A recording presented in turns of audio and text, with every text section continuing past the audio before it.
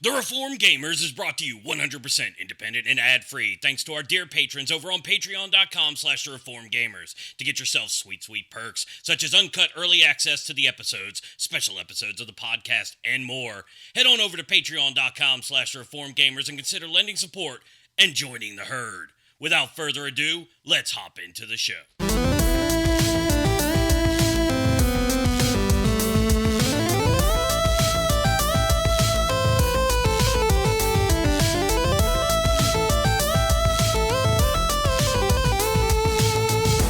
Hello and welcome, dear listeners, to episode 200.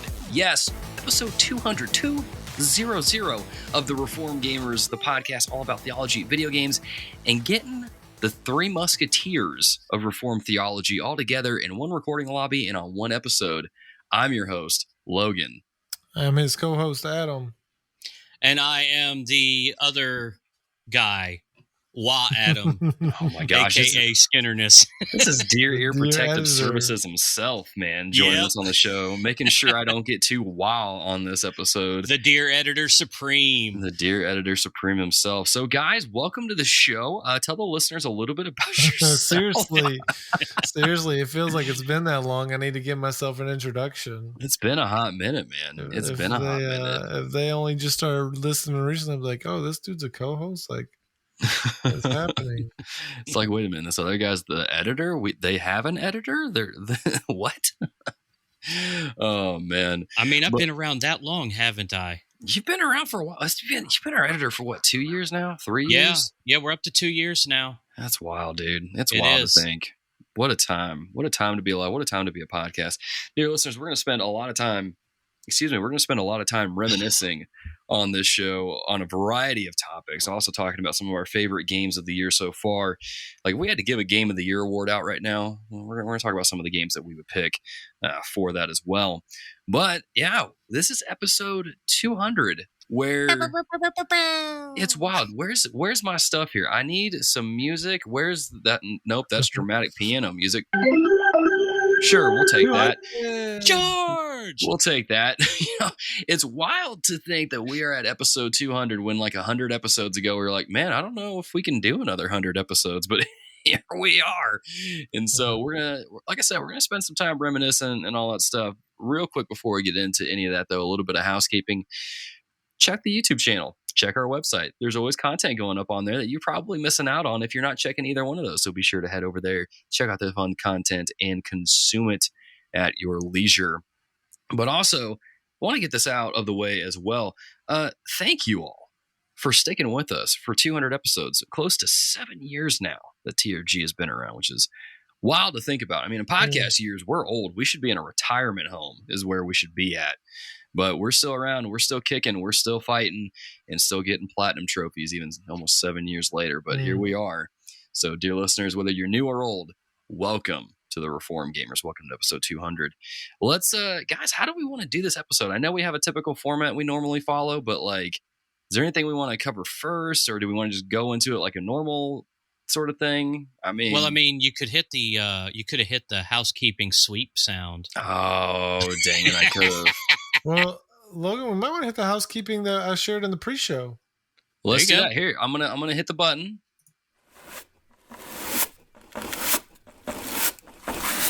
That sounded loud enough. I guess that'll work.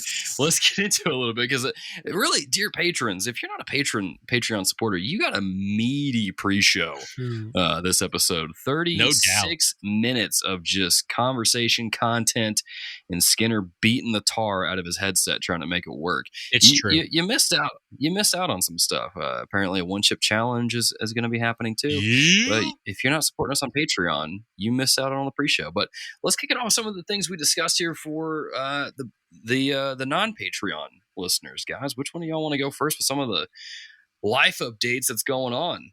Yeah, I'll jump in briefly. I'm not going to go into all of it because, again, it's a change, but to a degree, again, you'll still hear from me. But yeah, I basically told the guys, and me and Logan have been talking about it some over the last couple weeks here and there.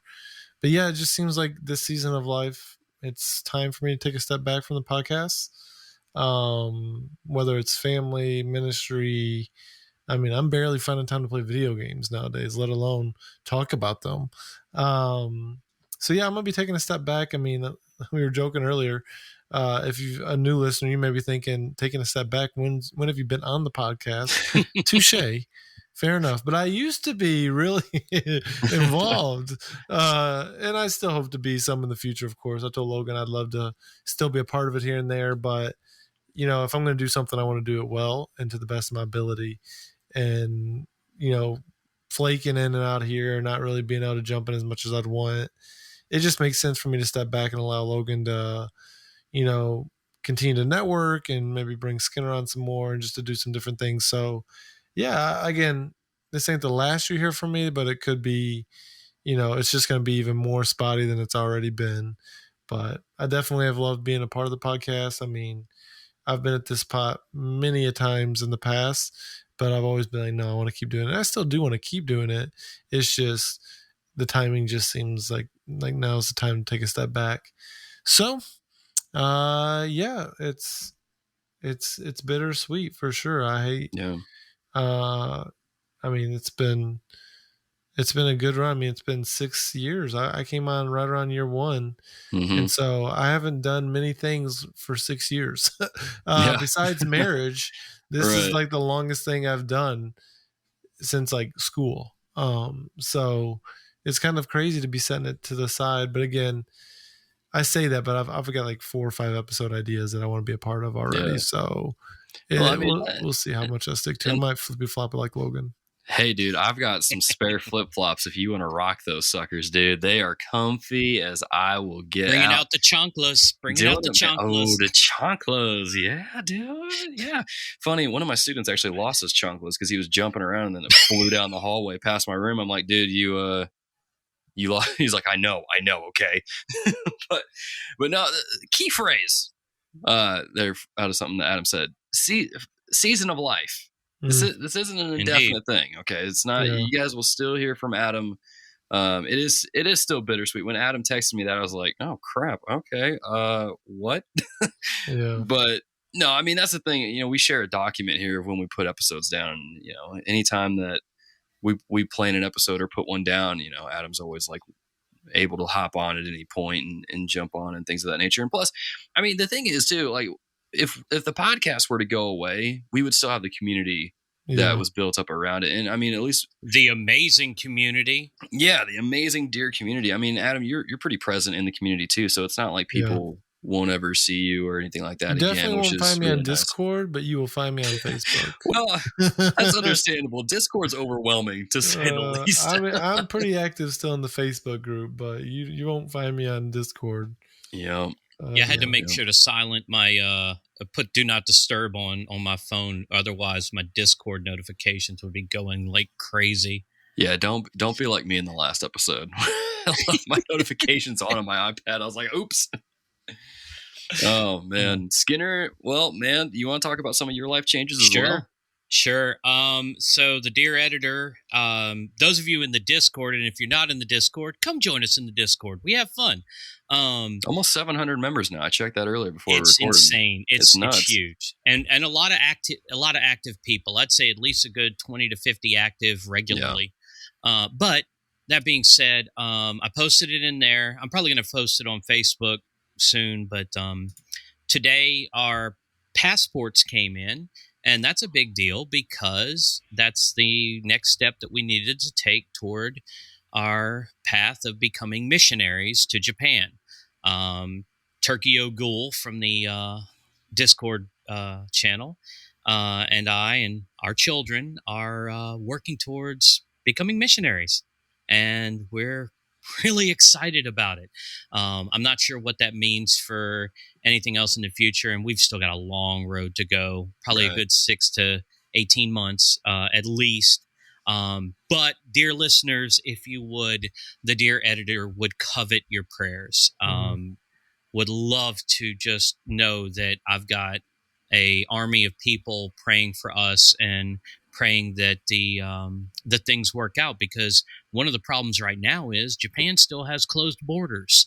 So really? Yeah. So even if we were ready to go right this second, we'd still have to wait. So, just be in prayer about that, in prayer that we would make right decisions about, working on getting funding together and like, what do we do with our house that we just bought a year and a half ago? Yeah. And, You got there's time, a my lot. brother. You got time. All those things will take care of themselves. When you got a year and a I know. half, I you know. got time. I'm trusting God because I'm a good Calvinist. There you go. And it's going to be His way, not my way. So whatever He has planned, that's the way it's going to be. And I mean, I just praise God. Like, here I am, 42, and I'm about to embark on changing my whole life because that's what I feel He's called me to at this point. Yeah. It's going to be awesome, man. It's going to be awesome. So yeah, dear listeners, be praying for them as they get into their respective ministries. I shared this in the pre-show. I don't have anything really about big changes in my life in comparison to that. You guys already know about my big life change. I switched to becoming a teacher, and that's been awesome for the past month or so. Of course, come talk to me in May. I hear that's when I change my tune, and I hate anything and everything, but we'll see. But yeah, so I mean, again, be praying for these guys. Of course, you guys can keep in touch with them through the various social media outlets, Discord, Facebook, those kind of places. Twitter as well. Twitter as well as another one. Just about anywhere and everywhere. I occasionally post on Instagram, but I mean, if you guys want to talk to people directly, those are the better places to do it. And with that, let's have some fun here. Let's do an episode, y'all. It's talk party time. It is party time, y'all. Welcome to the Reformed Gamers. We're going to start the show like we always do with a little bit of what we have been playing.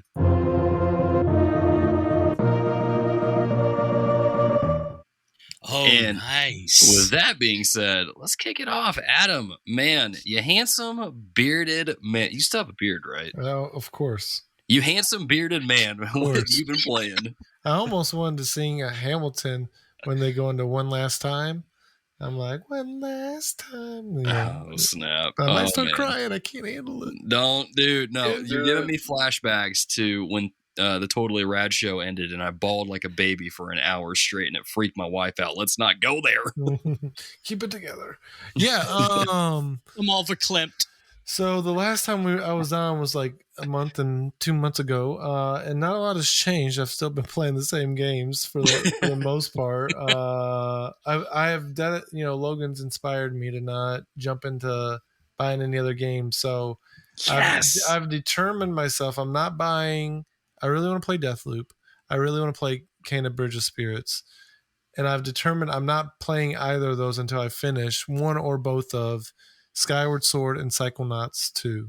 Starting a movement. There we go. I think the last time I was on, I was talking something about Psychonauts, and I wasn't really digging it. Mm-hmm. And I kept talking about falling asleep playing video games, I think. Yeah. But I realized that when I could stay awake, I actually started enjoying the game a lot more. And so amazing it is amazing how if you play a game when you're not tired, how much better you enjoy it. And so playing it during the day and not at night at like 11:30 really made me enjoy it a lot more. And I've played it's kind of funny. I think I've played more of it or as much of as I have on the console as I have on xCloud on my phone with my Razer Kishi. And so it's been a good time. I'm definitely, I'm not good at balancing multiple games at a time. So I was getting into Psychonauts and I'm like, I got to finish Skyward Sword. I didn't know if I was even going to go back to it after my mission trip. Now I'm back in Skyward Sword and I haven't played Psychonauts 2 in like 2 weeks. And I've already forgot kind of the story. So I'm like, I just need to. So I'm pretty much determined I'm going to beat Skyward Sword before I go back to Psychonauts, I think. I want to get it done before Metroid Dread comes out. And then I'll be focusing on Psychonauts. But yeah, I'm enjoying them both. I thought for a second, I was going to be done with Skyward Sword. I'm like, I lost the momentum and then I picked it back up and I started playing. I was like right at the beginning of a dungeon from when I paused last time and getting in the dungeon and exploring again. I'm like, okay, yeah, I want to keep playing this as much, it's Zelda is like comfort food. And so I got back into some of that comfort food and it was just tasting right. So those are the two games I've been playing around in, but yeah, I'm eager to play some Kana. I mean, Deathloop sounds amazing. It reminds me, it reminds me some of. It's not the same, but like Returnal, how they talk. Have you guys listened to much about Deathloop? I've heard several things, and I was talking to a few I read friends. some up on it. It kind of makes me. It reminds like it's not like Returnal, but it has that you learn a little bit more each time, and you get a little bit further. And normally, I'm not a roguelike, but it sounds like it's enough different that I'm gonna like it. So I'm excited to play both those games, but I'm going to try my best. I'm practicing patience. I'm right there with you, man. And I'm saying until I beat at least one of these two games, I'm not buying anything else. So we'll see how it goes. I had a friend tell me Deathloop is more like Metroid than it is a roguelike. And I'm like, oh, that's my kryptonite, man. Don't tell me that. But I've held strong. I had that like GIF that you always post in the group, Adam, of oh gosh, I forgot the guy's name, but he's like, hold, Yeah. We got that running through my head on repeat at this point. Braveheart, that's what it is. Yes, Mel Gibson. There we go. Okay, now I've got it. I'm tracking along. William Wallace. There it is. I've actually never watched that movie. I just realized. That's okay. I haven't seen all of Hamilton, so fair enough. Hamilton's like 18 hours long. It's hard to. I've made it to the intermission. It definitely feels that long, that's for sure. Speaking of things that just feel long and they're almost a slog to sit through, Skinner, you're playing Kingdom Hearts? I thought you were saying that was Skinner, not Kingdom Hearts. Oh, dude, you don't understand. I have been a KH fan since it first released. Oh man, well, let's kick it to you, man. Let's talk about what you've been playing. Okay, so this November will be year 2 of when y'all made a grown fat man cry. Yeah. With the gift of the PS4. And I was going to say, you should probably clarify on like how we made you cry. Otherwise people are going to think we're mean to our editor. So like, all right. So obviously I'm always a generation behind. That's a running gag. I'm okay with it. So I'm on Kingdom Hearts now. This is the 4th or 5th game that I've played on the system because I 100% complete games. That's just what I do.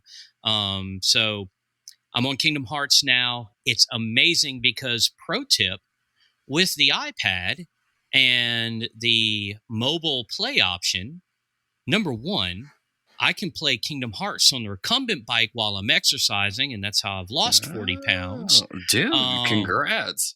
Oh, yeah. The dear editor has finally lost some weight and got my diabetes under control. So these are both, I guess I should have mentioned that when we talked about life changes. So yeah, I've been doing that while the kids watch. So they turn the TV on, watch it from the couch on the TV while I'm playing on the bike. Thing I realized yesterday is I was able to play Tony Hawk with my eldest while I was seeing it on the bike. He was seeing it on the TV, and we were playing together, but I was exercising.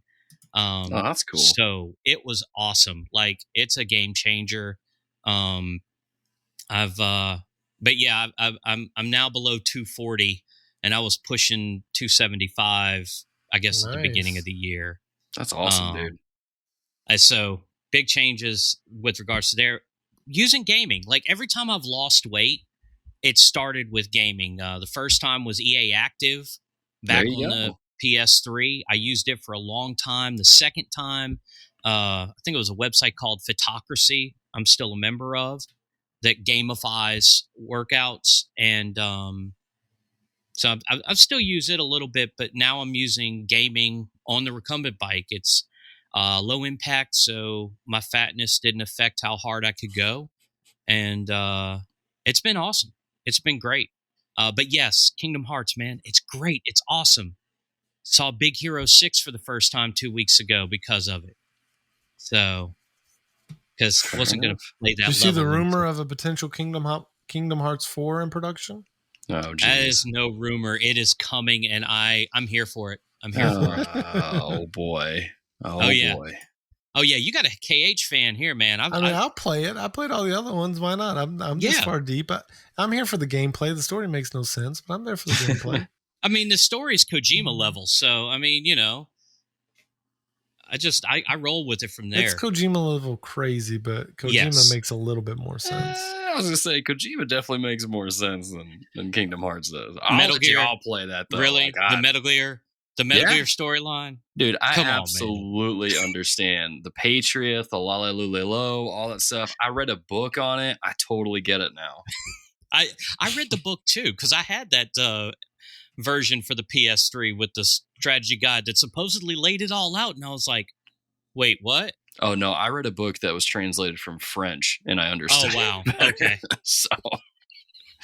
So yeah, no, I understand it now. But okay, all right. So what are you playing then? I mean, we'll just continue on the anime train, I guess, because I also am trying to exercise restraint because I'm trying to go through all the games in my backlog, trying to clear that out and exercise some restraint. Because I was telling my wife the other night, I was like, I hate that, like, I have all these games sitting in my library now, and I'm looking at a lot of them and going, why did I buy this? This makes no sense. Like, this isn't even in my wheelhouse of games to play. This makes absolutely no sense for me to own a game called Fae Tactics, where you play as fairies, and it's like Final Fantasy Tactics, but with fairies. I'm like, what was I thinking? What were you thinking? I don't know, dude. It is what it is. Well, one of the games that I'm playing now, I actually was interested in, called Scarlet Nexus, which is a game where you basically are, well, there's two different characters, so there's two storylines that you can play through, kind of like Resident Evil 2 with Leon and Claire. Mm-hmm. And with this game, you can pick between the two characters, Yuito or Kasane, and see how the story plays out from their perspectives and learn some information, fill in the plot, and get a full rounded thing. And I was super excited to play this because I'm like, okay, Bandai Namco, same people that made Code Vein, love Code Vein. This is a action, sci-fi kind of game where you're using like psychonetic powers and moving things with your mind and fighting all anime style. I'm like, this is right in my wheelhouse. This looks dope. The enemies look like stuff out of Persona. I'm here. Oh, really? Yeah. And now that I'm roughly 8 to 9 hours into the game, I'm going, I think I've spent the majority of my time watching cutscenes than I have actually playing this game. And I'm getting really kind of burnt out on it at this point. And it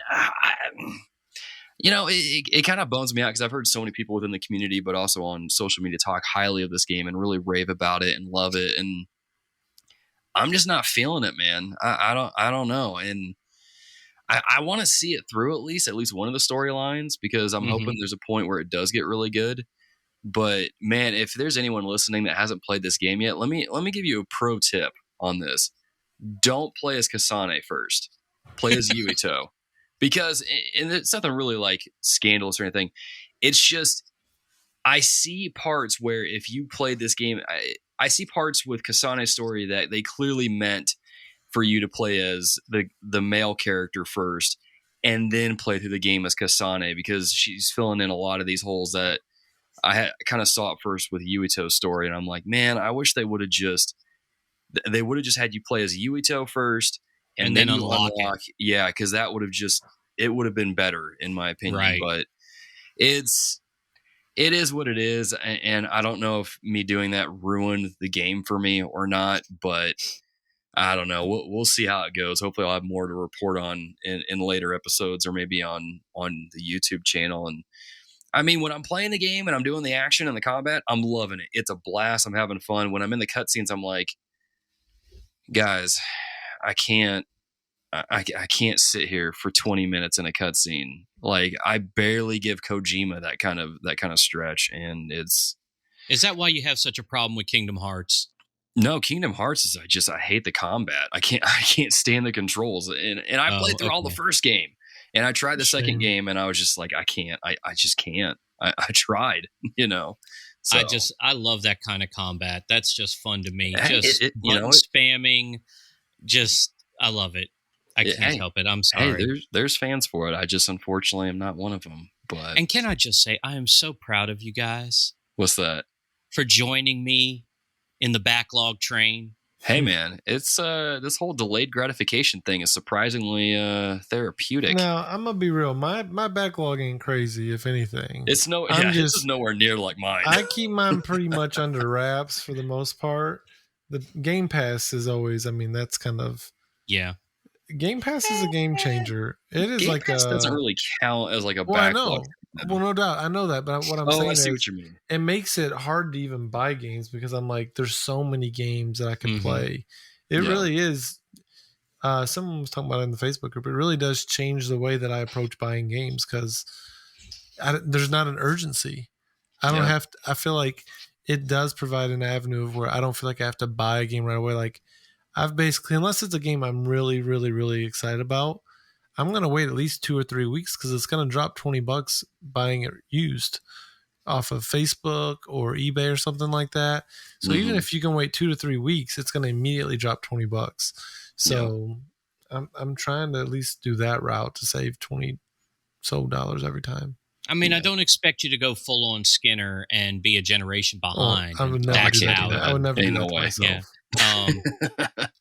Which that's why I was excited. Some of these games that from the PlayStation deal that they just did, that they were like, oh yeah, this is also going to be on PS4, and I was like, oh, thank you so much, because I was excited about some of the games I saw there. Yeah. Bro, if you're moving to Japan, you're moving to the heart of the beast. Right? Yeah. Right? I could do a live from the Tokyo Game Show, right? There it is. Yeah. Because you could get a press pass. You could. Oh, yeah. Okay, so I definitely have to stay hooked up with the podcast. So That you do. That you do. Oh yeah. But speaking of the podcast, let's keep going here with a little Right. bit of what have we been reading. Adam, let's kick it back to you, man. What's something you've been getting into? Yeah, still kind of going through the Bible reading plan. I haven't been in a bunch of books. I started reading actually on the plane, reading / listening to Press Reset. That's Jason Schreier's new book, I think. Oh yeah. I And read that a little was bit of that. definitely some interesting. They did. I'm trying to think of some of the games in the early chapters. But one thing I was texting Logan about, it was super cool because in one of the chapters they reference Bill Gardner multiple times talking about BioShock Infinite, BioShock 2, and how he was a part of those teams. And we had him on the podcast, so that was super dope. Thinking that a guy who was relatively prominently mentioned.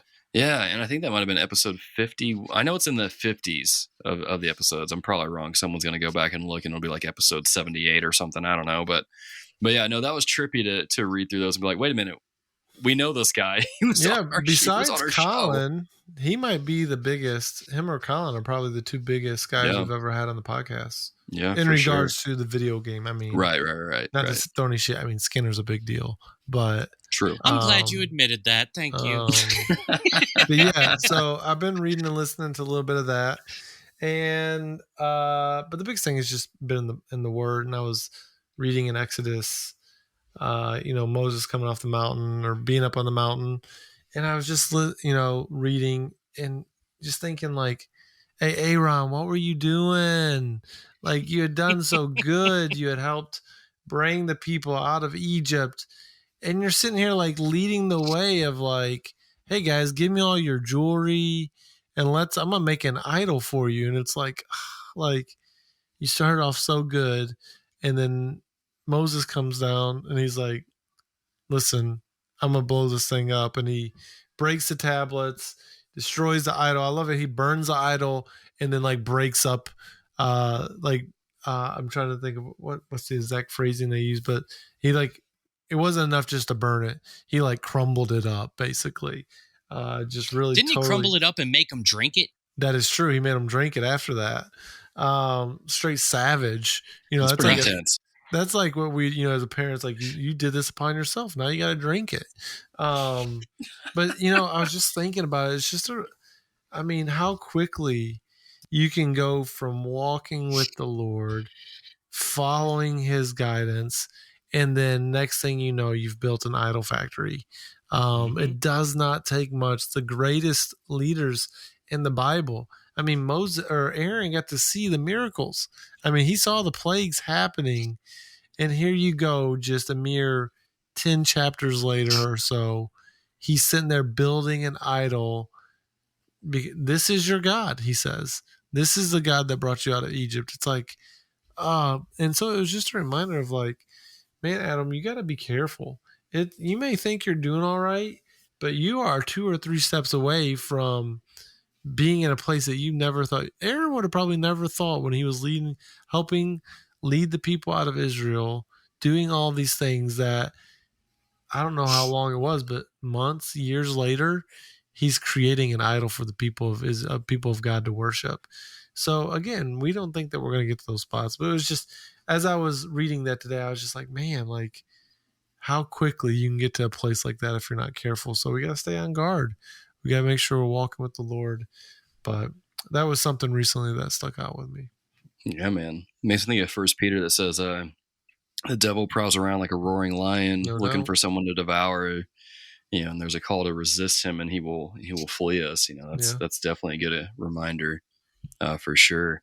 Skinner, man, what about you? Kind of similarly, doing the To the Word Bible reading challenge, and let's see.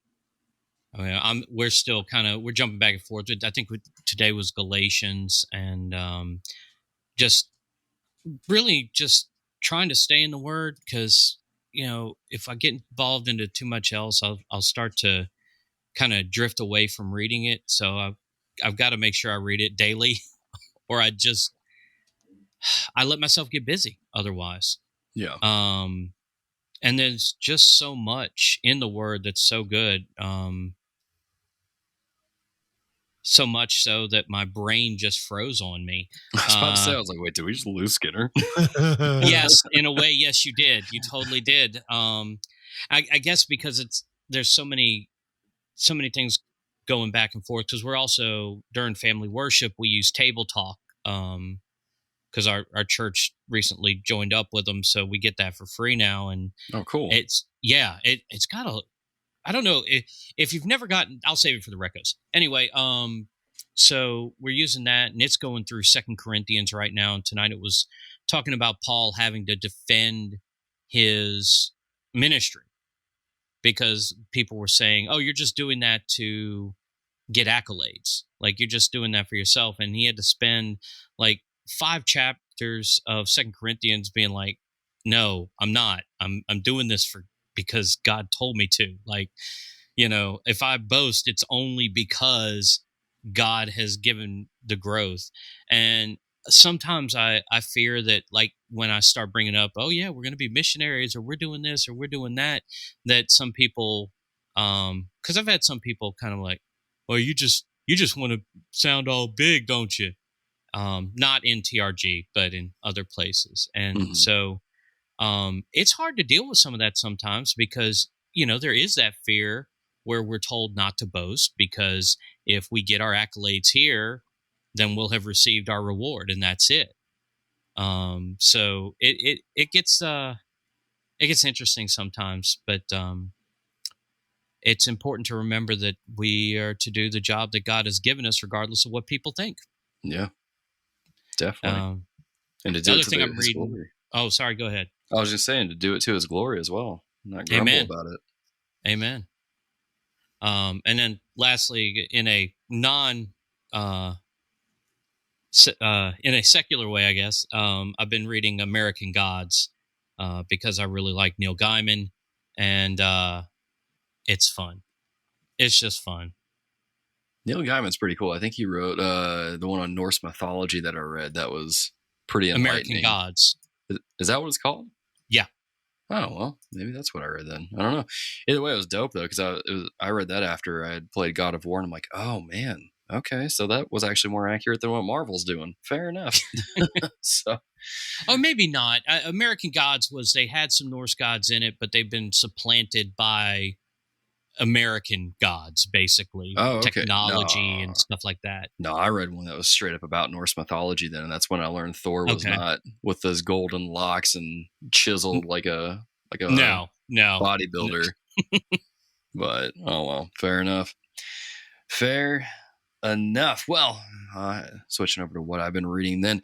I've been reading this book that I've been wanting to read for a while. It's been on my to-read list for quite some time now, and I finally decided to go ahead and start it up this year. One of the things that I learned in ministry, and I don't know if any other person listening to this in ministry can relate, but there's this tendency in ministry to where you just fall into this rut where you feel like you can't say no to people because it's like you're the pastor, you're in ministry. I mean, how can you say no to helping someone out? And I feel like, after I got out of ministry and I'm kind of out of that environment, at least serving in that capacity, I've wanted to examine boundaries and what biblically sound or healthy boundaries look like. And so I started reading this book by Dr. Henry Cloud and Dr. John Townsend called Boundaries: When to Say Yes, How to Say No to Take Control of Your Life. And as much as that sounds like, a self-help book, and in a way it is, it's written blatantly from a Christian perspective. Like literally every single page has Bible verses to support what they're talking about, and they're relating it to people in churches that are serving and things like that. And so it's definitely a very Christian oriented, Christian dedicated or focused book. And it's not the Osteen method. No. Thank goodness. I tried reading that once and I'm like, oh my gosh, how can people put up with this? This is garbage. But this one's actually really solid, and I've been really appreciative of it. At the same time, I've been very surprised by it because of just how much it's made me realize that I got into that rut where I basically said yes to just about everything. And it put me in a spot where I had no boundaries, and I didn't even know what setting boundaries even were.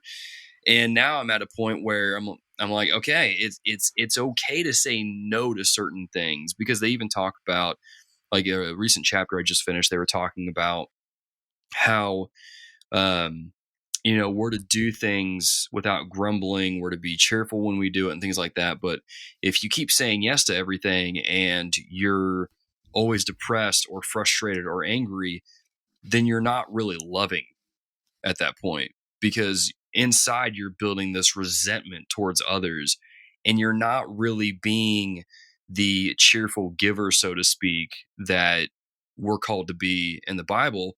And in the same way, you're not really loving yourself either, because you don't have a boundary set up that lets people know, like, you can't do everything. And at the same time, when you try to do everything, and this is something that my counselor actually brought up, is, when you try to do everything, you keep someone else from doing what God's trying to get them to do.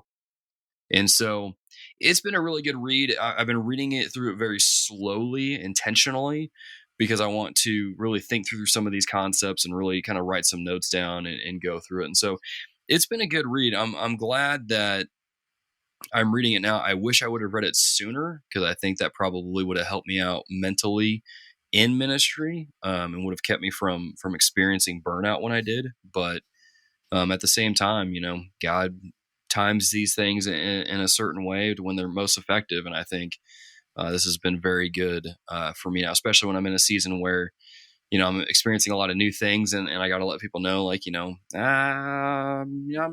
not going to do that. It's so it's been good. I definitely would. I think I'm about almost 40% in. I think that's enough to give me an idea of about recommending it.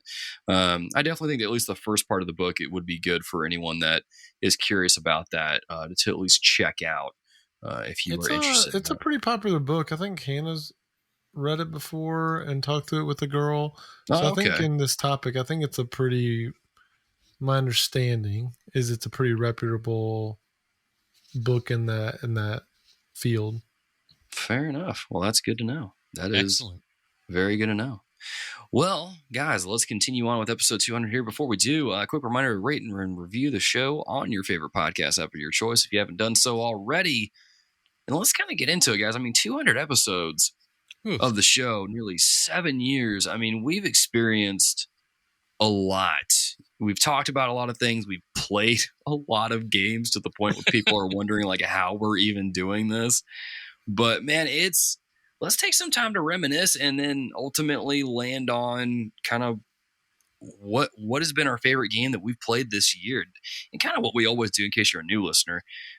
The game of the year, our picks, they don't have to be games that were released this year. They can be just a game that we're playing for the first time this year. Could have came out in 2018, could have came out in 1990.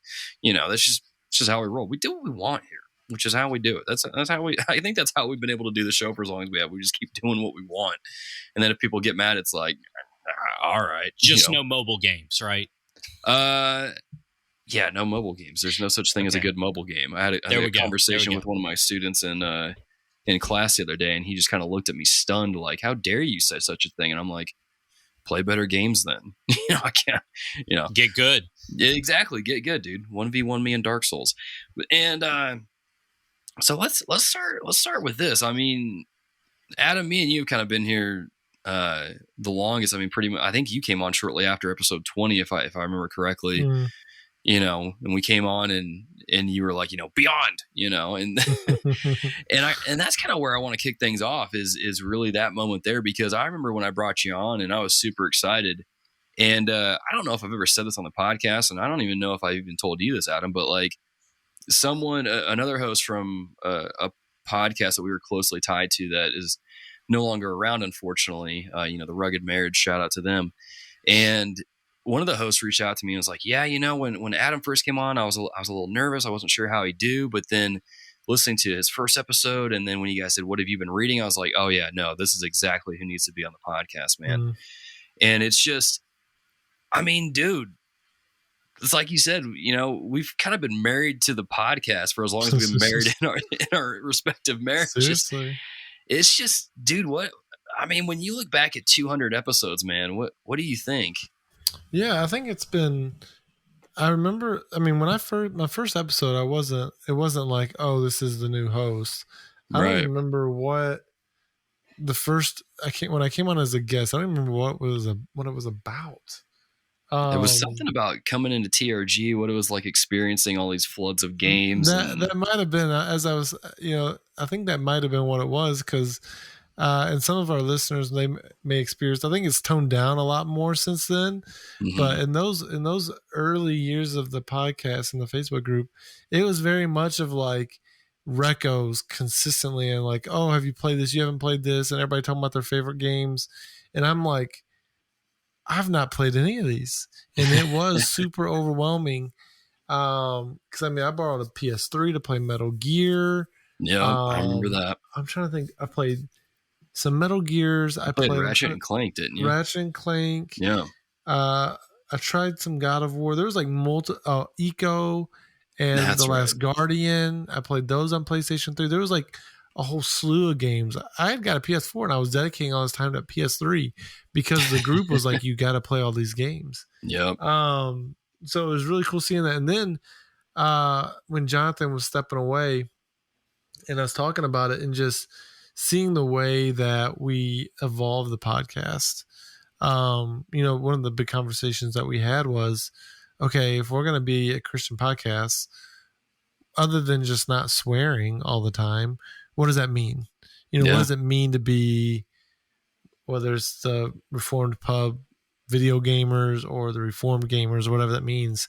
And so just trying to be intentional about bringing in some of those different aspects of what have you been playing or what have you been reading, and that's really been some of the best conversations we've had. We've had some good topics.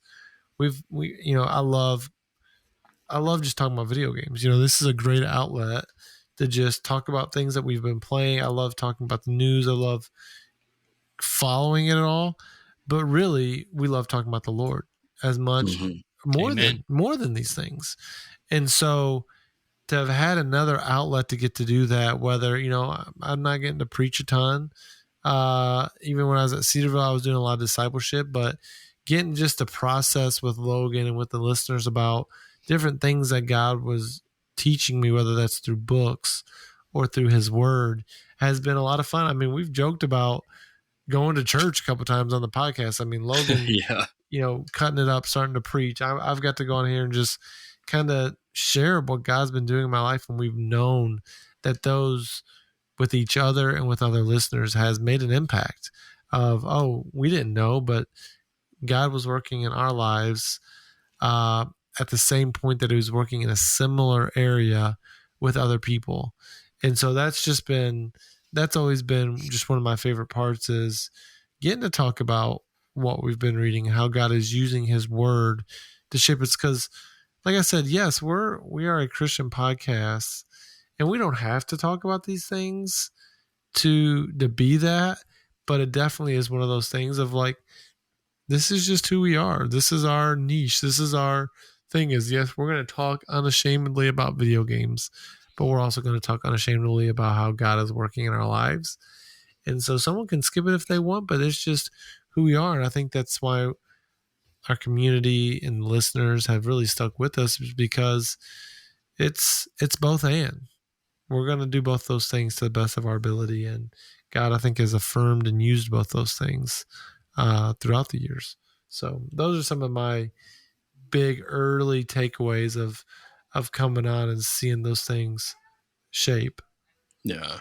And I think it's been fun to just see how TRG has evolved over almost 7 years now, 200 episodes in, and just seeing the way that we've made adjustments and to see how the community has responded to it and how it's even drawn people in. We have an episode coming out after this one that I've already recorded that will come out shortly after this one does, where we were talking with John Harrison from he wrote the book Mastering the Game. He had a TED Talk talking about how you can learn stuff about video games applied in business, but also life. And he's a Christian as well, and it's just been cool to see kind of his response to finding out about the community and all that. And he's like, dude, this is really cool. And even just, when I was interviewing at another church, the pastor was just really impressed with kind of what TRG is.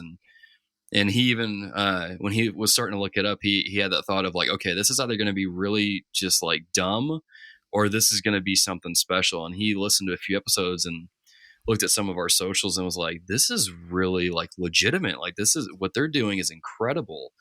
And even, asked his son about it, who's, does a podcast with Jen Wilkin.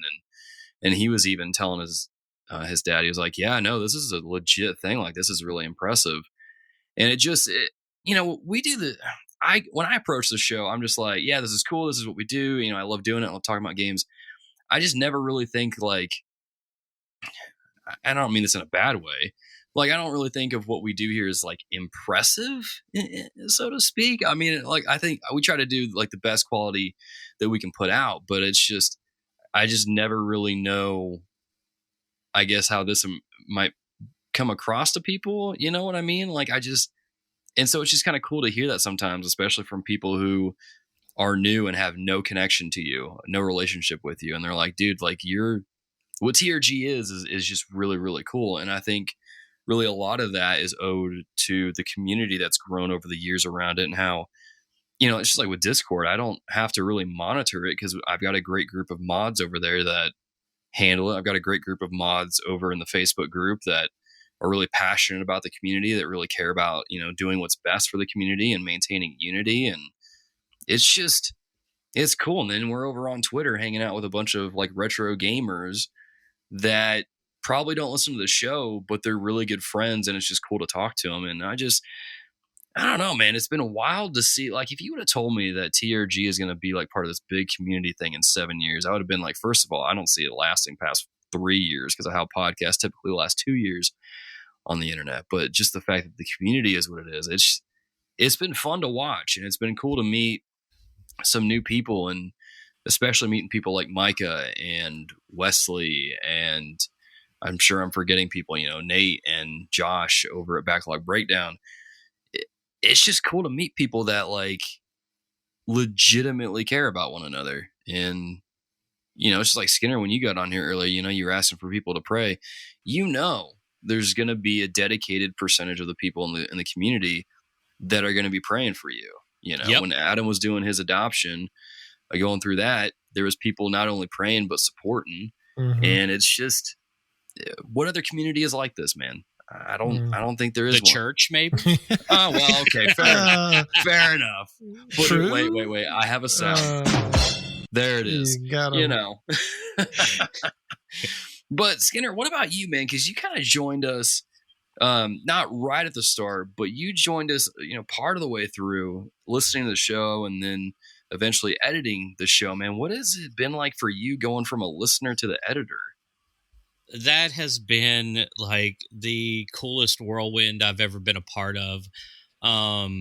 But yeah, I originally Turkey O'Ghoul told me about hey, there's this gamer podcast that's reformed because she had got me listening to the pubcast, and I joined the pub like most of us do, um, and I looked y'all up, and I started listening from episode 1. Oh gosh. Oh yes, I did. Hear me now. Come on, what are you doing? Get to the games, play the video games, listen to the podcast. We haven't had Arnie on in like years. It's been too long. It has been too long. I have not gotten to EQ Arnie, and that is a problem. That is a problem. But anyway, around Christmas. I'll tease that a little bit. There we go. But yeah, so I started listening to the show. I started interacting with y'all on Facebook, and you had a really kind of good community going there, and we got to talking about some things, and I guess you recognized something in me. I guess from my post, because you invited me to come on and talk about, well, I guess because I was all about some Ready Player One, and because we'd read the book, and there was one other that I was on for early on, but typically you're on for the episode on adoption too, because we did Ready Player One, we did the one on adoption, and then I think that was I was on an E3 one. That's it, yeah. And then I think Adam and I did an episode without you after that. But wait, so is this your 5th episode then? It's either my 5th or 6th. Yeah. Dude, we're getting so many people on the 5-episode club. Let's get it. I mean, so yeah, I feel really awesome about that, being a part of that exclusive club. But yeah, starting as a listener and just kind of interacting with you, and then was like, hey, I do audio, right? And I was like, oh my gosh, please help me. And like, I did not think that you were going to be as open to it as you were. But I was just like, you know what? Hey, I do this. And you're just like, hey, could you kind of do this? And I'd be like, all right.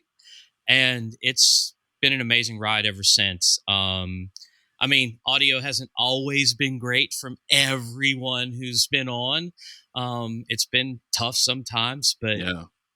Even when one of the co-hosts doesn't have good audio. When he's using the Apple AirPods for like 4 episodes. I've got the wrong input.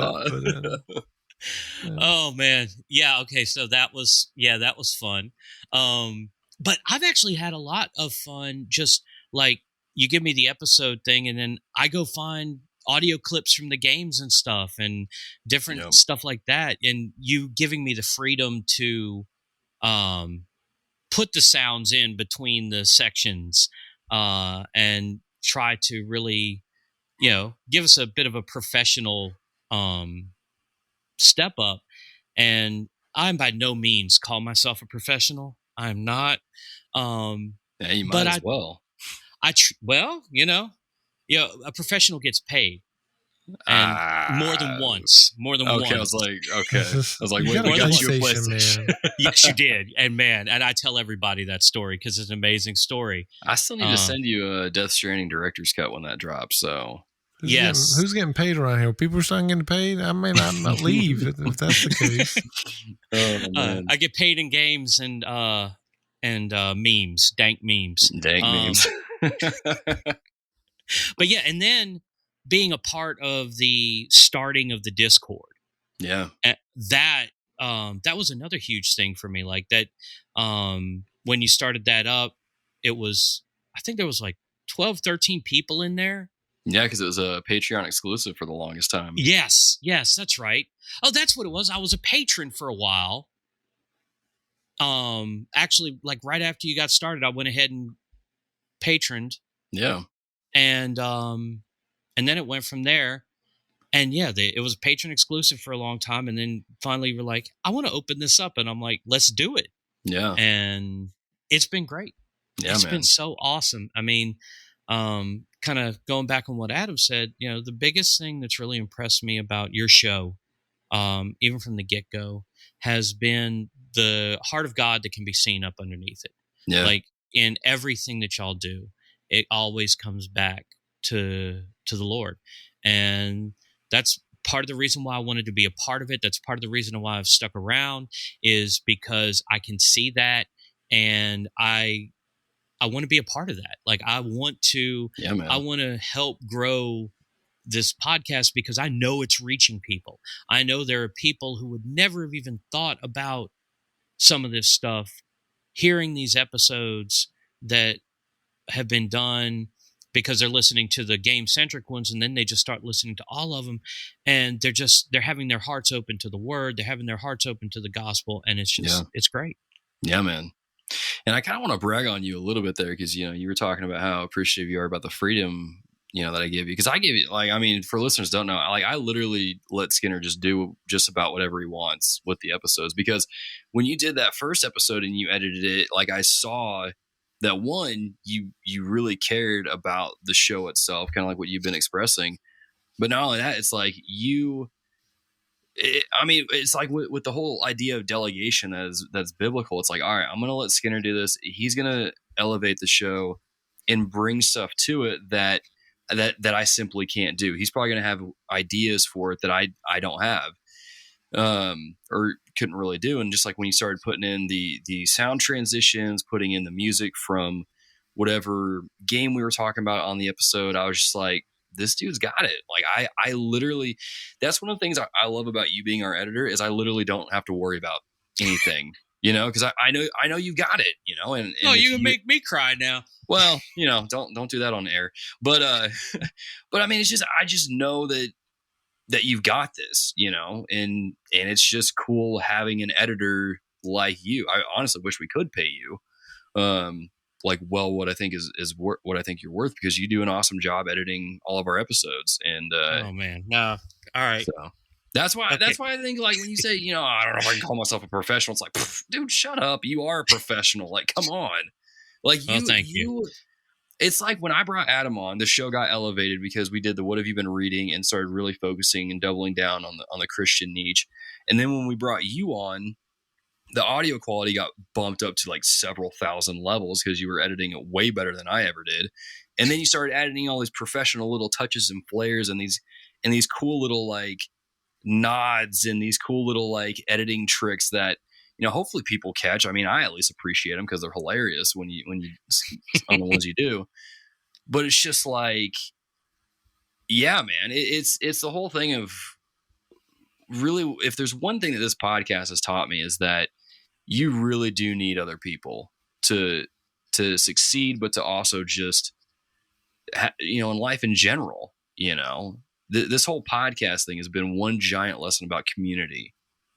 To me. And I think I even tweeted this out a while back, that I had kind of lost sight of that for a while there. And now I'm like getting back to what TRG is all about, which is the community, all of us together making this show great, making the community great.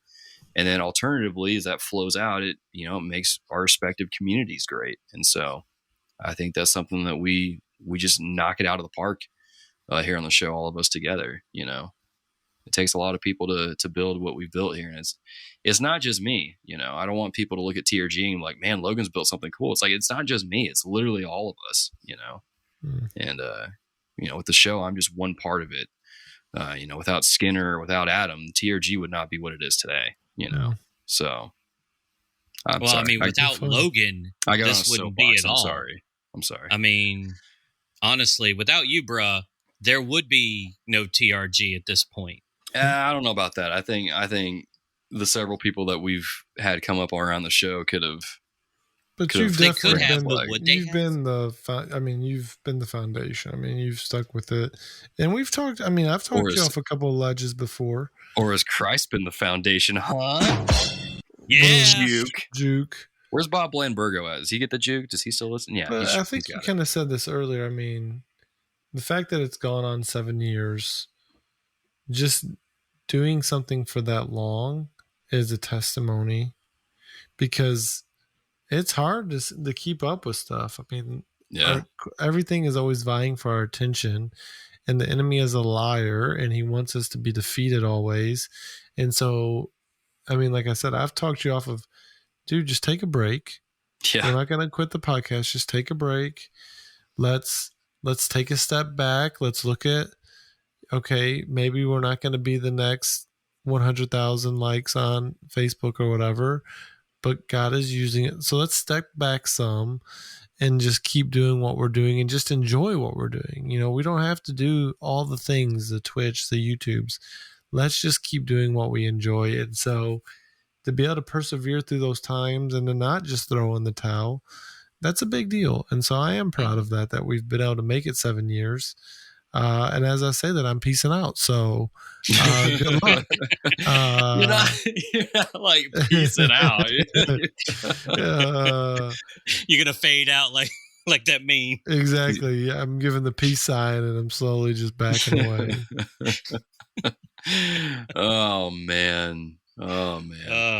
Well, that's enough sentimentality. Let's switch. All right. I'm gonna start getting a little mopey over here. Well, guys, let's switch gears here because I mean, 7 years of content, 200 episodes of content. What have been some of our favorite episodes, and that'll transition into some of our favorite games that we play that we'll eventually land the plane on. Go ahead, Skinner. All right. Well, obviously, the best episode ever was mine, right? Any of those? No. He's so humble, the Skinner guy. Yeah, right, man. I am just the humblest.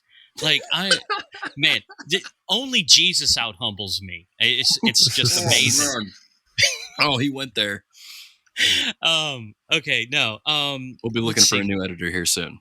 Right. Well, some of my favorite episodes have been ones that I've been a part of because they were the most fun for me on the editing side. Yeah. The 150th episode where I got to cut a bunch of other episode pieces in, and that was awesome. Because I mean, I hate for that's kind of my thing now. What makes my favorite episode? Because you have so many great episodes. Anything with Arnold, oh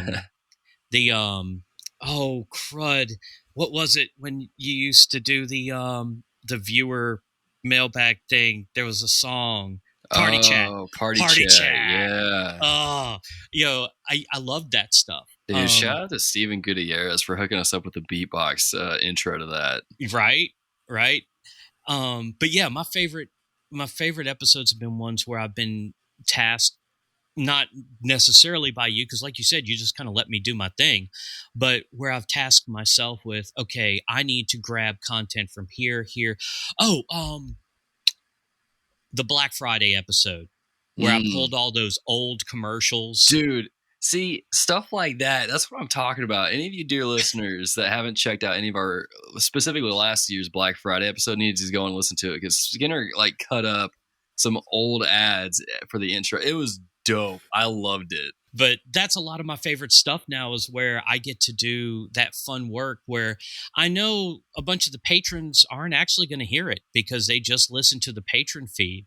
And I try to tell them, hey, go check this out, because, you're missing out on what the end result is. But I understand, because I was the same way when I listened, was listening to the patron feed. That's what I did. Yeah. I listened to it and not the edited one. But yeah, that's been a lot of my fun, is being able to just cut those things together, and then your reactions when I send them to you and say, hey, check this timestamp out, tell me what you think. And, when I get the thumbs up, it's just really an awesome thing. And here's the thing, guys, if you don't listen to the edited episodes, you're going to miss Words Are Hard, because I'm editing those out now. Oh, snap. So now, to be fair, and so I'm support us on jinxing Patreon at $1. You can hear all the words are. Yeah.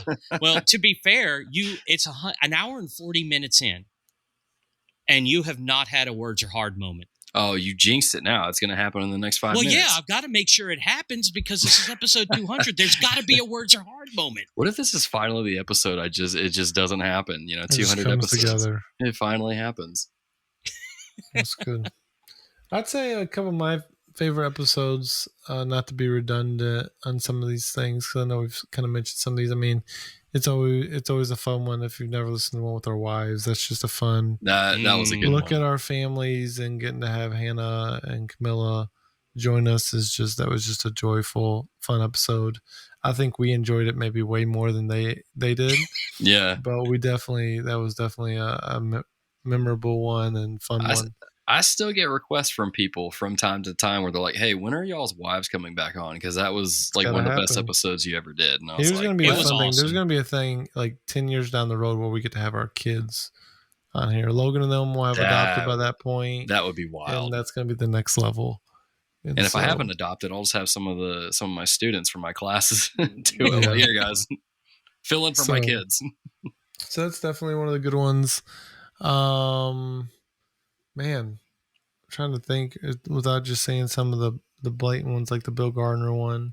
I was going to bring that one up. That was the first one. That was the first one I realized, like, wow, like we could actually get some cool people. This is something. Yeah, we could actually, like, we have enough of a following where someone will actually give us the time of day.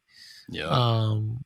That matters. Not that the other guests didn't matter, but like, of course we're going to have other Christians from other Christian podcasts join, but to have someone from the world who doesn't, they just see that we're a gaming podcast and they're willing to give us some screen time, some, over the air to talk about their game was, that was really where I really began to realize, okay, there's something to this.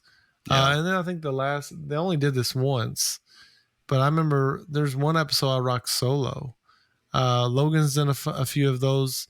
That was back when we used to do like the news and stuff like that. Oh yeah, where you could do a lot more of the solo. But I remember doing one episode all solo, talking through the news and stuff, and that was Newsy a good time. News boys. Newsy News, yes. Those are some that I look back on fondly. That's wild. Yeah, I would definitely agree with that. That Bill Gardner one was such a huge one. I remember at the time, I'm just like, dude, we're bringing someone on that's like actually making a video game, and he worked on BioShock. Like, what? That was super cool. Man, I'm trying to think of a few myself. I mean, obviously, anytime we get Matt Millsap on, like, I know we're in for a good time because he's just got a lot of really good insights. He's smart. He knows what he's doing. I still need to actually talk to him about scheduling an episode with him where he comes on and talks about his dissertation about really the crossroads between biblical theology and gaming. Because it's like, I knew about it when me and him were in seminary together, but I had never really like thought about it until we started doing the show. And I'm like, oh dude, we need to like get him on to talk about it. And so I need to work on that. But other than that, doing it's still memorable, doing the series of episodes that we call the Dark Ages, because that's where I played like 7 or 8 Final Fantasy games back to back, and people were like, Logan, please play something else. Please stop playing these games. I wasn't. I was saying, go, do it. Oh, man. Dude, playing Persona for the first time was one of my favorites. Getting to kind of gush about that on the podcast. Doing the Dark Souls episode with Josh Broccolo is one of my favorites. And there's that. But yeah, I mean, even just some of the more recent ones too. I mean, getting Colin Moriarty on the show blew my mind that even happened. I'm still in a state of disbelief that he was actually on the show. That audio was buttery smooth. Good. I hope it was. And then like even just this one that hasn't been released just yet. It'll be released to the patrons pretty early on, but with John Harrison, I mean, his book Mastering the Game is just it's a really good read. It is literally in TRG's wheelhouse, but focused on more leadership and things like that. It's really, really good, and that's one of my favorites as well. And I'm trying to remember. I'm sure I'm forgetting some, but it's just, I know this is kind of a cop out, but really just being able to just continue to do the show has been awesome, But I think some of those ones that I mentioned are definitely the highlights, and the wives one as well is definitely one of my top 5 episodes, because it was a lot of fun. It was super goofy. Like I said, people still request like a part 2 from time to time. I still request a part 2. Well, we'll have to get your wife on for that one too, and it'll be like a.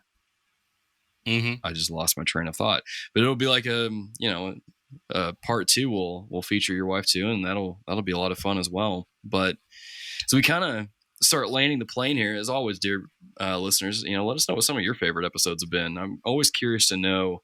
I haven't done this in a while, but I used to go to iTunes and look up the podcast and like modify the popularity rating and just see what people are listening to at any given time and just see which ones are kind of the most popular.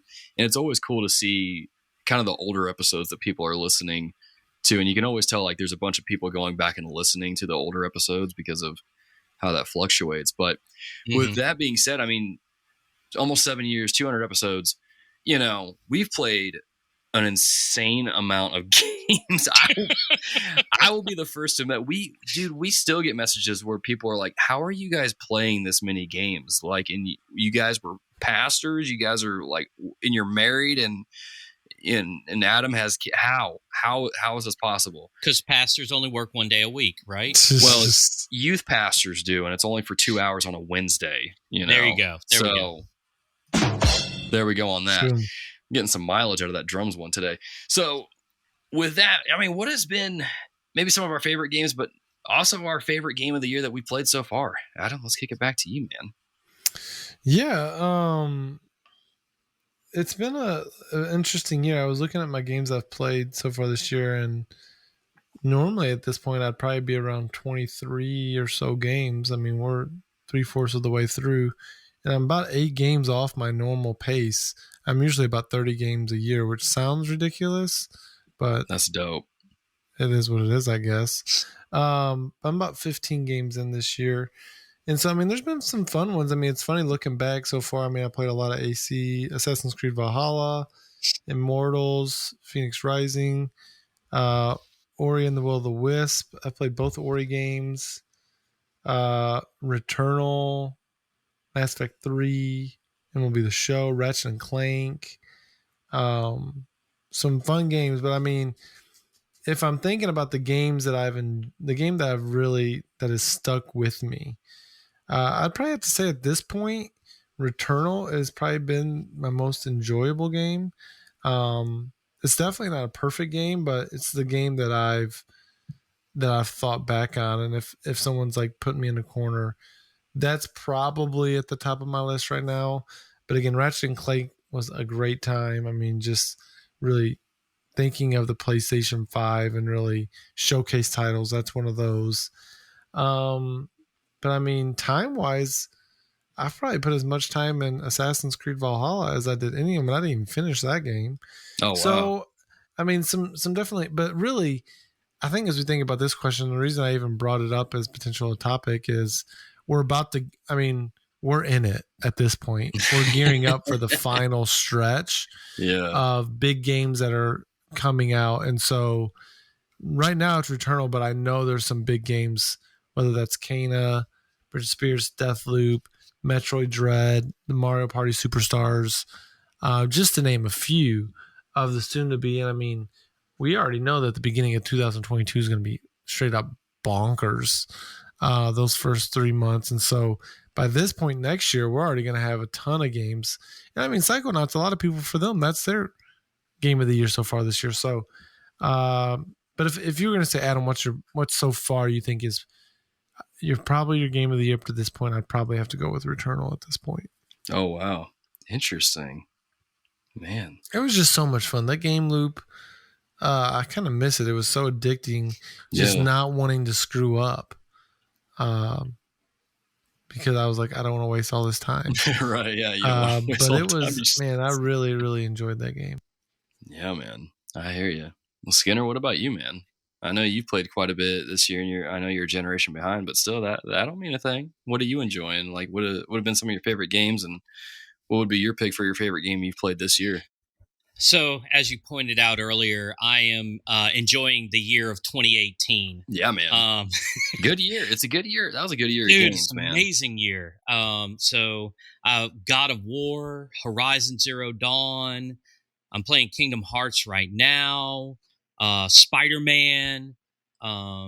which I dropped 140 hours on Horizon Zero Dawn. Yeah, buddy.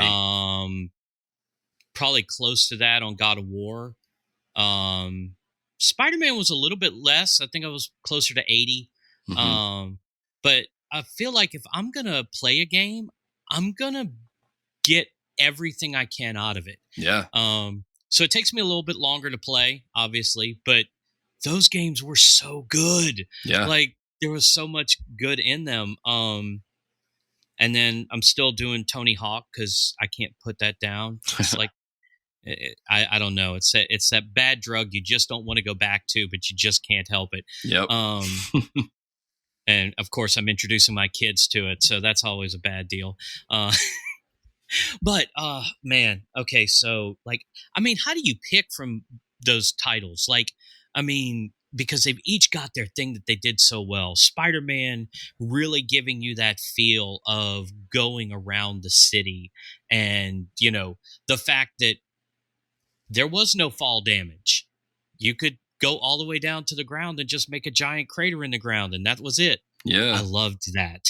And then God of War, or Dad of Boy, which seeing a kind of the more sensitive side of Kratos, which they had kind of gotten away from.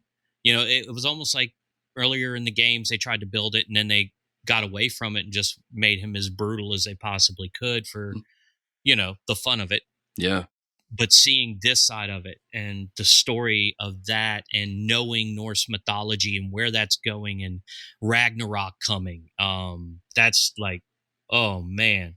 And then Horizon Zero Dawn, I mean, that story was just amazing. Yeah. Like, I was really impressed with the gameplay, the writing. I was kind of concerned at first. I know y'all were all raving about it. I was like, am I really going to enjoy this whole bow and arrow thing? And like, it sounds like it's really in depth, and I'm going to have, all kinds of headache with it, and ending up, like, since it came with the DLC, like completing the DLC before I finished the game. So I'm going into the final boss battle just max level, and he could barely touch me. It was amazing. I loved it. It's a good feeling. But game of the year, if I just had to say this is the best game that I've played this year, I'm gonna have to go HZD. Horizon Zero Dawn. I've got to. The storyline was compelling. The vistas, the views were amazing. They were beautiful. I don't spend too much time on photo mode because I spend too much time doing everything else anyway. Yeah. That I would never ever play another game. It was just, to me, that's my 2018 game of the year right there. Horizon Zero Dawn. I love it, man. I love it. I mean, it's a good pick. It's a really good game. Definitely one of my favorite games we played for the show. Definitely one of my favorite episodes, because that was one I got to do with my wife. Now that I remember it, that was a really cool episode. I'd have to say that, I mean, there's been so many good games we played. God of War, Spider-Man, Horizon Zero Dawn. We've mentioned those. Playing through the Final Fantasy games, Persona 4, Golden, Persona 5, and yeah, oh man, there's just so many good games. Playing through all the Dark Souls games, that was fun. Doing Bloodborne was a fun one as well. You're the reason I own a Vita.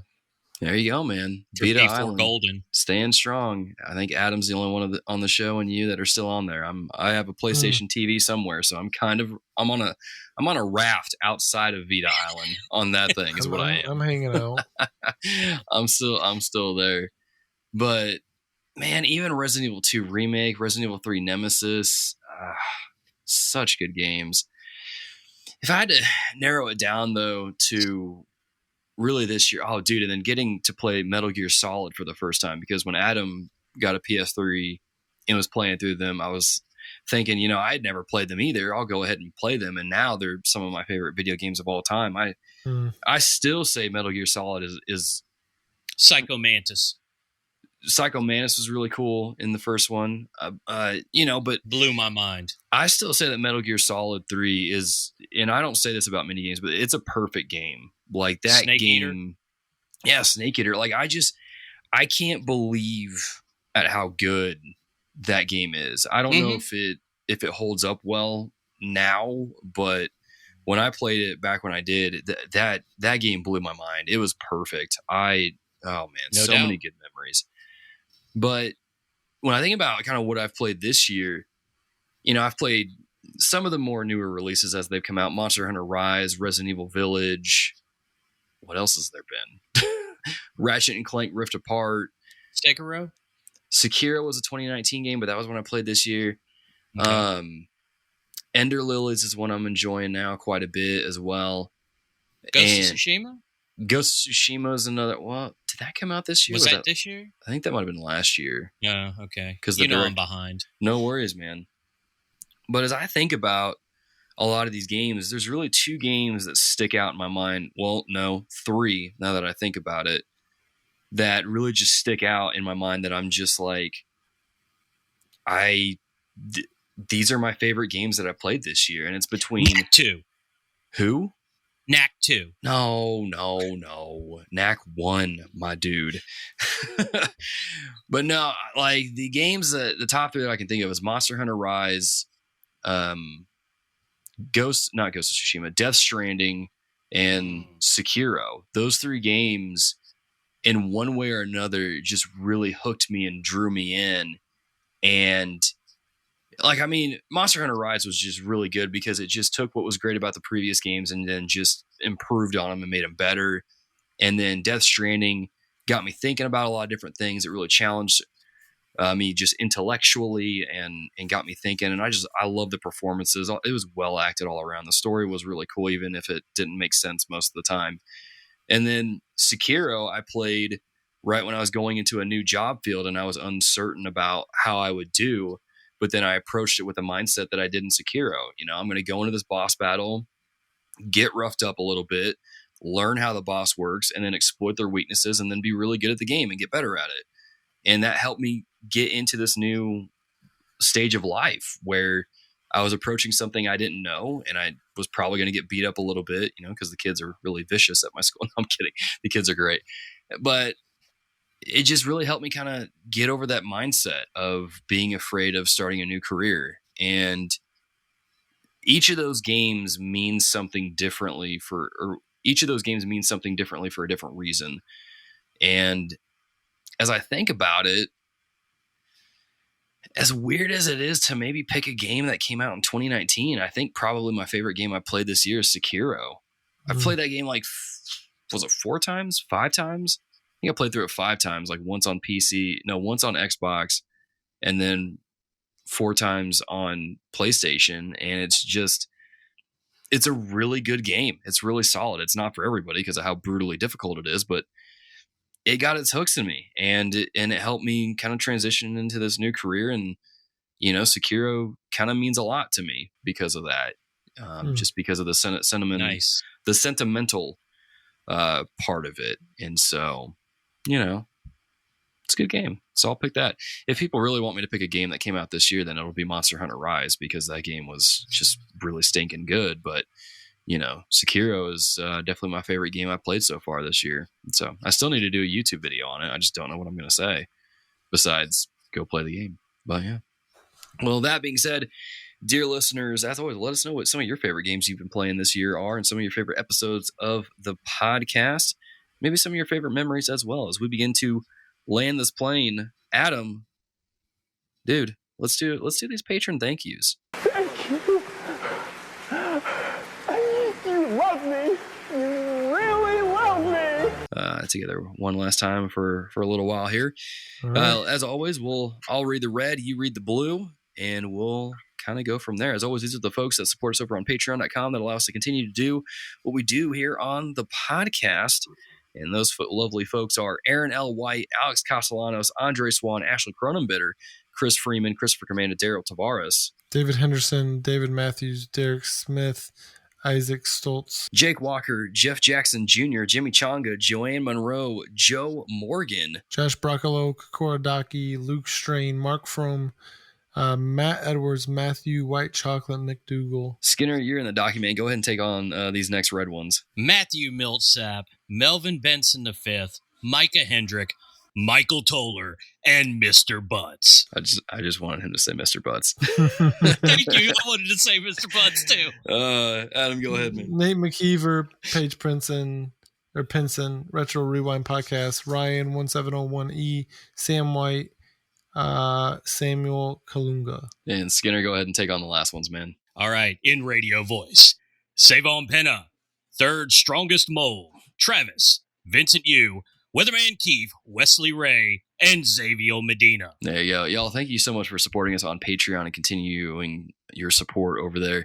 Like I said, it allows us to keep doing it. And I think the Patreon has been around for going on 3 years now. So a lot of those people have been doing the Patreon for that entire time. So again, thank you all for your support over Wesley there. But before we let you go, some Recos. Let's get into it. Adam, man, what's something that our dear listeners should check out? If you have the means, I highly recommend picking one up. I'm pretty sure I've reco'd this before, but it's a goodie. I love it. I love it so much. If you haven't watched Ted Lasso, again, ton of language. So if you don't like language, this is not the show for you. But it is such a good show. They just won a bunch of Emmys, and I just love the respect the staff, I said staff, but the actors and actresses have for each other. All of it's just such a great show. So that's an easy reco if you're into that. But yeah, I think other than that, that's probably all I got right now. I don't have a ton of things to recommend. Fair enough. Skinner, what about you? Well, my first recommendation is going to be to find out when and where we are doing the one chip challenge and watch it. It's going to be great. We'll put it on YouTube. There we go. For real though, as a parent, I was looking for opportunities for my kids to be involved in something similar to scouting, but they lost their minds. So what was I going to do?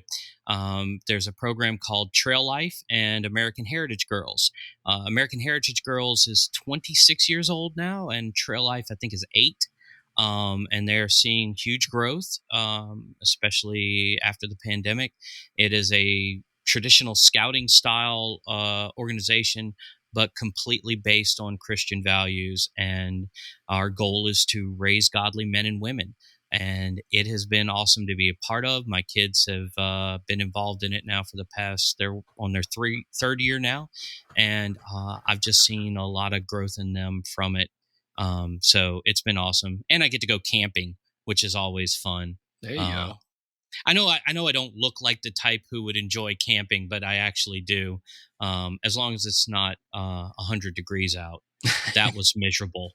My son wanted to camp on his birthday, which is in the middle of July in Louisiana. Oh, wow. Yeah, that wasn't great. But we did it because I love my son. My other rec is an important one. Figure out how to make prayer a daily part of your life. Find a time that you can do it. Personally, I do it in the shower.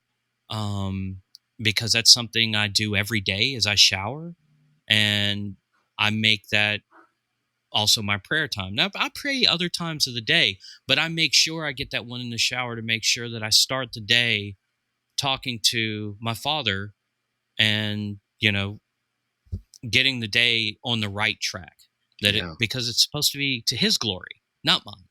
Yeah. So, and then, of course, the one I recommended earlier, Table Talk Magazine. It's a great resource.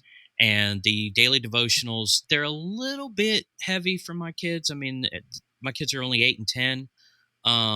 But it gives you the chance, as the parent going over it, after you read that, to explain what it was. And that helps you retain it and know God's word better. So I really was recommend it. Or family worship in general as just a normal part of your daily life, that worship isn't just on Sunday. Worship is every day. Yeah. We just gather as the church on Sunday to Definitely praise the Lord. So that's what I got. Very good. Well, dear listeners, my recos, I just got 2 of them. Something we learned recently is that the agency that we were going through for our adoption just merged with another agency, which they're still Christian based, which is good, but there's been some adjustments there. There's been some additional paperwork we've had to fill out, which is always fun. But with that being said, just kind of want to throw this out there, to be praying for us as we go through this new transition and trying to fill out all this paperwork and kind of get through some additional trainings that have cropped up. And I don't really like to bring this part up because I feel weird doing it. But if you do feel led to support it financially, feel free to contact me and let me know. But really, most importantly of all, I think prayer would be the most important one, most important way you could support us as well. My second reco is I just learned that John Cooper's Awaken Live to the Truth book. John Cooper, for those of you that don't know, is the lead singer of Skillet. He released a book, I think earlier this year, maybe it was last year, and I had been waiting for it to come on to Kindle because that is how I typically read most of my books. Come to find out today, it's on both Kindle Unlimited if you subscribe to that, and it's now on Audible. So if you like audiobooks, you can go check that out over there. Heard a lot of really good things about it, and I'm looking forward to finally getting to read it. I actually met John Cooper twice, and he's a really cool dude. Just really goofy, really funny. Just a really good guy overall to get to hang out with. But get him on the show. Oh, I'm just saying. I bet I could. I'm gonna work on that. And with that being said, though, as we close out this show, as always, you can support our show if you would like to over on Patreon. I already went over that. Link to it is in your show notes. And if you would like to connect with us, as you should, you can do so in a variety of ways. You can subscribe to our YouTube channel, which should be kicking back up here pretty soon. You can also go over to our website and check out some new content over there. There's always new content going on up over on the website. And then you can also follow us on the different social media platforms that we are on. You can join our Facebook group. You can like the Facebook page. You can follow us on Instagram. You can follow us on Twitter. You can join us on Discord. Links to all that stuff will be in your show notes. So that way you can get connected to the community that's been going on for almost 7 years strong. And this day is a day that I never thought would arrive. It took 200 episodes, but I didn't say our catchphrase one time because I didn't need to. Is the world going to end now? Is this what happens? And I thought I jinxed you. I thought I was going to get one. Oh, man. It's wild. It's wild. This is the first. Wow. 200 episodes. It took a while, but we got there. I mean, you were close a couple of times. You were really close, but you just kept on. I was, and then I recovered. Yeah. But there it is. Well, dear listeners, as always, thank you for listening to 200 episodes of TRG. Probably more if you're a Patreon supporter or if you listen to the bonus episodes. But again, thank you for your support over the years. Thank you for your support over these episodes. And until next time, be a dear. Keep it locked here. We'll see you in the next episode. Thanks for tuning in to this episode of The Reformed Gamers, the podcast all about theology and gaming. TRG is edited by Dear Ear Productions, so thank them for the buttery smooth tones in your ear. If you're looking for extra content, head on over to youtube.com/thereformedgamers. The Reformed Gamers is entirely fan-supported over on patreon.com/reformedgamers by our dear patrons. The following deer are at the producer level or higher and will forever be thanked at the end of each show, as long as their pledge comes through, or we forget to update the audio. Those people are Mr. Butts, Caleb, Alex Castellanos, and Wesley Ray. Thank you for your support on patreon.com, keeping our controllers charged, and supporting Logan in his never-ending quest to collect them all. Platinum trophies, that is. So be a dear and keep it locked here. Keep listening. We'll catch you later.